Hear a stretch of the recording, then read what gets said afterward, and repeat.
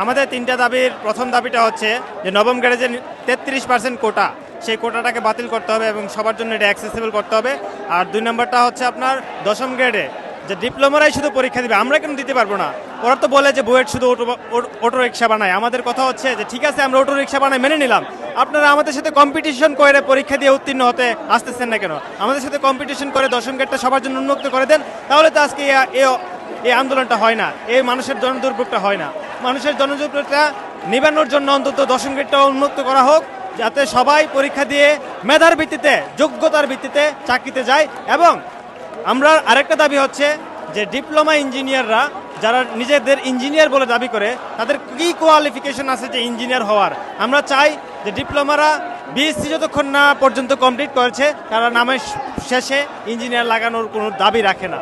আমাদের আসলে হচ্ছে 3 দফা যে আন্দোলন, সেটা এখনও চলমান। আমাদের কোনো আশ্বাস এখনও দেওয়া হয়নি, এখনও আমাদের সাথে তেমনভাবে যোগাযোগও করা হয়নি। তো আমাদের আলটিমেটাম ছিল হচ্ছে 1টা পর্যন্ত আমাদের সাথে যদি এই বিষয়ে কোনো আলোচনা করা না হয়, আরেকটা সিদ্ধান্তে পৌঁছানো না হয়, তাহলে আমরা সচিবালয়ের দিকে মুভ করব। সরকার পক্ষকে চাপ না দিলে আমরা এই আন্দোলনটাকে সফল করতে পারতেছি না। আমরা হচ্ছে প্রত্যেক দিন দেখা গেছিল রাত্রে আন্দোলন করতেছিলাম, কারণ আমরা জনদুর্ভোগ চাইনি। আমরা যতটুকু চাইছি যে জনদুর্ভোগ না হোক, আমরা নিজেদের যে ন্যায্য দাবিটা সেটা যাতে আমরা আদায় করে নিতে পারি। 30% তো ওরা পাচ্ছেই, সাথে হচ্ছে ওরা ম্যাক্সিমামই দেখা যায় বাদবাকি যে পোস্টগুলো আছে সেগুলো ওরা অন্যদেরকে পেতে দেয় না। এটা হচ্ছে যারা ওখানে চাকরিরত আছে, পোস্টগুলো ছাড়া হয় তখন তাদেরকে চাপ দেওয়া হয় যে যাতে পোস্টগুলো না ছাড়ে। সেজন্য 30%-এর চেয়েও দেখা যায় অনেক সময় 50%, 80%, 100% চাকরি ওরাই নিয়ে নেয়।